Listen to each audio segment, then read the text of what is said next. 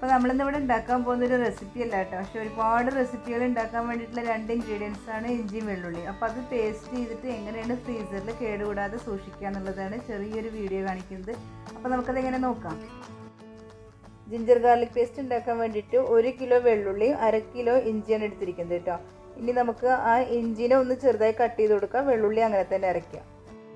ഇപ്പോൾ വെള്ളുള്ളിയൊക്കെ തൊലി കളയാൻ ബുദ്ധിമുട്ടാണെന്നുണ്ടെങ്കിൽ നമ്മൾ വാങ്ങിച്ചതിന് ശേഷം വീട്ടിലുള്ള എല്ലാവർക്കും ഒന്ന് ഷെയർ ചെയ്തിട്ട് അതിൻ്റെ ബോൾ കൊടുത്തു കഴിഞ്ഞാൽ പെട്ടെന്ന് പണി കഴിയും. അതുപോലെ തന്നെ ബാച്ചിലേഴ്സ് ആകുമ്പോൾ വെള്ളിയാഴ്ചയൊക്കെ ഫുഡൊക്കെ കഴിച്ചിരിക്കുന്ന സമയത്ത് എല്ലാവരും കൂടെ ഷെയർ ചെയ്ത് കഴിഞ്ഞാൽ ആ ബോളിൻ്റെ പരിപാടി പെട്ടെന്ന് കഴിയും കേട്ടോ. അപ്പം നന്നാക്കാൻ ബുദ്ധിമുട്ടാന്നുള്ളത് വിചാരിച്ചിട്ട് ചെയ്യാതിരിക്കട്ട.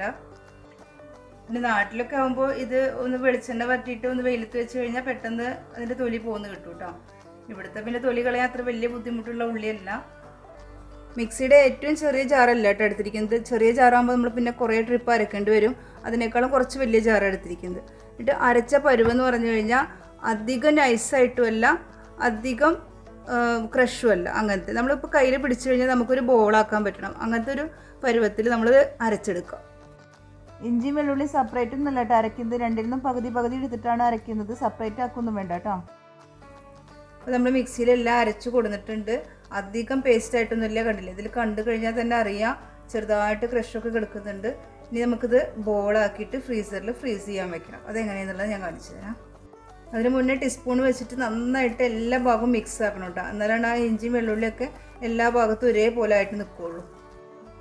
ഇനി നമുക്കിത് ബോളാക്കാൻ തുടങ്ങാം. ഞാൻ കയ്യിൽ ഗ്ലൗസ് ഇട്ടിട്ടുണ്ട് കേട്ടോ, പക്ഷേ ഇത് ഇപ്പോഴല്ലായിരുന്നു ഇടേണ്ടത്. നമ്മൾ അരയ്ക്കാൻ തുടങ്ങുന്നില്ലേ അപ്പം തന്നെ കയ്യിൽ ഗ്ലൗസ് ഇടേണ്ടതായിരുന്നു. ഞാൻ ഇടാൻ വിട്ടുപോയി.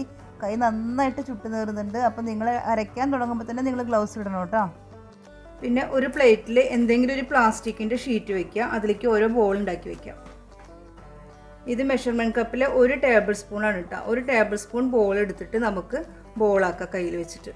അങ്ങനെ അളവെടുക്കണമെന്നൊന്നും ഇല്ല, ഞാൻ എല്ലാതും ഒരേ അളവിൽ കിട്ടാൻ വേണ്ടിയിട്ടാണ് കേട്ടോ അങ്ങനെ അളവെടുക്കുന്നത്. നാട്ടിലിത് എത്രത്തോളം സക്സസ് ആവുമെന്ന് അറിയില്ല കേട്ടോ, കാരണം അവിടെ കറണ്ട് പോക്ക് വലിയൊരു ഇഷ്യൂ ആണല്ലോ.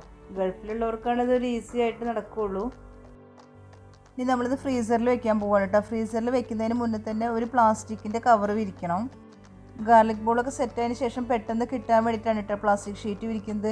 ഇനി ഇതിൽ നമ്മൾ ഗാർലിക് ബോൾ വെക്കുമ്പോൾ ഒന്നും അങ്ങോട്ടും ഇങ്ങോട്ടും ടച്ച് ചെയ്യാതെ ഒന്ന് ഡിസ്റ്റൻസ് ഇട്ടിട്ട് വേണം വെക്കാൻ കേട്ടോ, അല്ലെങ്കിൽ ഇത് അങ്ങനെ ഒട്ടിപ്പിടിക്കുള്ളൂ. ഇപ്പോൾ എല്ലാ ബോൾസും ഫ്രീസറിൽ വെച്ചിട്ടുണ്ട് കേട്ടോ. മൊത്തം 65 ബോൾസ് ഈ അളവിൽ കിട്ടിയിട്ടുണ്ട്. ഇതിപ്പോൾ ഓവർനൈറ്റ് ഫ്രീസറിൽ വെച്ചതിന് ശേഷം നാളെ രാവിലെ എടുത്തിട്ട് നമുക്ക് സിപ്ലോ കവറിലേക്ക് മാറ്റാം. നമ്മൾ ഓവർനൈറ്റ് ഫ്രീസറിൽ വെച്ചിട്ടുണ്ടായിരുന്ന ഗാർലിക് ബോളൊക്കെ സെറ്റായിട്ടുണ്ട് കേട്ടോ. ഇപ്പോൾ ഇത് പെട്ടെന്ന് നമുക്ക് കവറിൽ നിന്ന് വിട്ട് പോരുന്നതുകൊണ്ട് ഒന്നിനോടൊന്ന് ഒട്ടിപ്പിടിക്കുകയില്ല. ഇനി നമുക്കിതൊരു പ്ലേറ്റിലേക്ക് എടുത്ത് മാറ്റാം.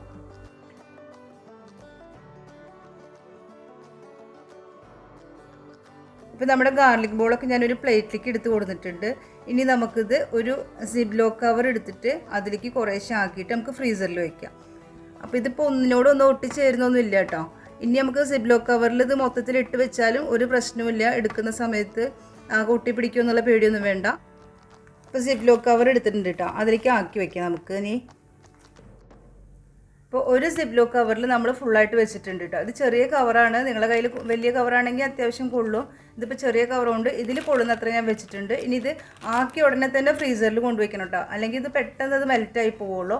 അപ്പം ഇത് ഫ്രീസറിൽ വെക്കാം. ബാക്കിയുള്ളത് ഞാൻ സിപ്ലോ കവറിലാക്കിയതിന് ശേഷം കാണിച്ചു തരാം. ഇപ്പോൾ 3 പാക്കറ്റാണ് എനിക്ക് കിട്ടിയിരിക്കുന്നത് കേട്ടോ. 65 ബോൾ 3 പാക്കറ്റിലായിട്ട് ഞാൻ വെച്ചിട്ടുണ്ട്. ഇത് നേരെ കൊണ്ട് ഫ്രീസറിൽ വെക്കുകയാണ്. ആ 3 പാക്കറ്റ് ഞാൻ ഫ്രീസറിൽ കൊണ്ടുവച്ചിട്ടുണ്ട്. ഇത് കണ്ടില്ലേ, കുറച്ച് നേരം ഇതിൽ നമ്മൾ വീഡിയോ എടുക്കുന്ന കാരണം കൊണ്ട് ഇതിൽ പറയാൻ നിൽക്കുമ്പോൾ അത്രയും സമയം ഇരിക്കുകയല്ലേ, അതുകൊണ്ട് ഇപ്പോൾ ഇത് അടിഭാഗമൊക്കെ ഒന്ന് മെൽറ്റായിട്ടുണ്ട്. അപ്പോൾ അത്രയും നിങ്ങൾ വെച്ചിരിക്കരുത് കേട്ടോ.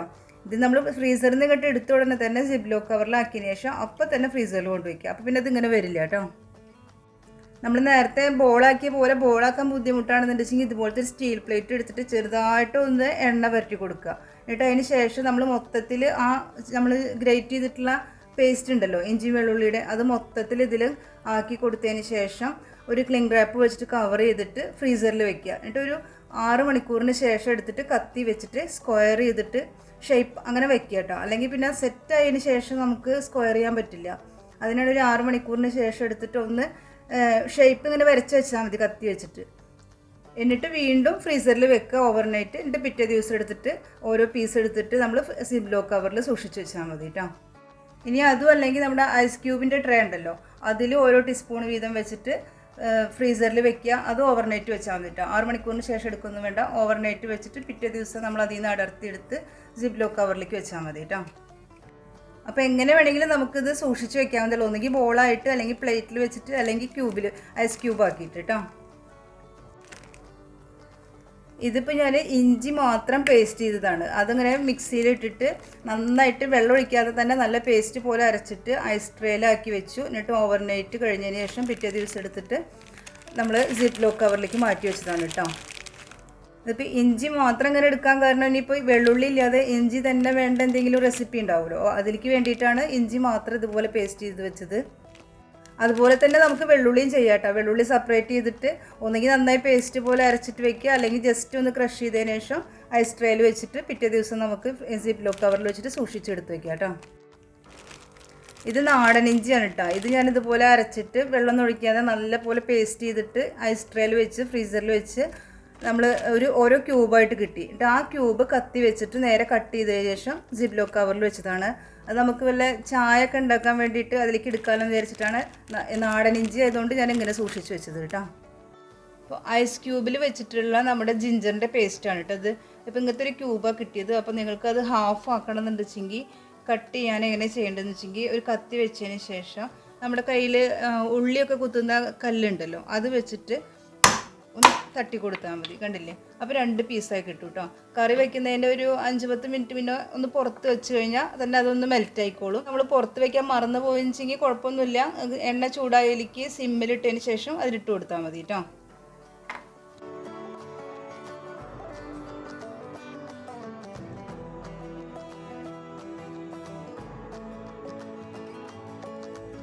നമ്മുടെ ജിഞ്ചർ ഗാർലിക് പേസ്റ്റിൻ്റെ വീഡിയോ എല്ലാവർക്കും ഇഷ്ടപ്പെട്ടെന്ന് വിചാരിക്കുന്നു. കുറച്ച് കഷ്ടപ്പെട്ടാലും പിന്നീട് നമുക്ക് കുക്കിംഗ് ടൈമിനൊക്കെ വളരെ ഈസിയാണ് കേട്ടോ. പറ്റുന്നവരെല്ലാവരും ചെയ്ത് നോക്കുക. മുന്നത്തെ വീഡിയോസ് കാണാത്തവരെല്ലാവരും പോയി കാണുക. ഇഷ്ടപ്പെടുന്നുണ്ടെങ്കിൽ ലൈക്ക് ചെയ്യുക, ഷെയർ ചെയ്യുക, കമൻറ്റ് ചെയ്യുക, സബ്സ്ക്രൈബ് ചെയ്യുക.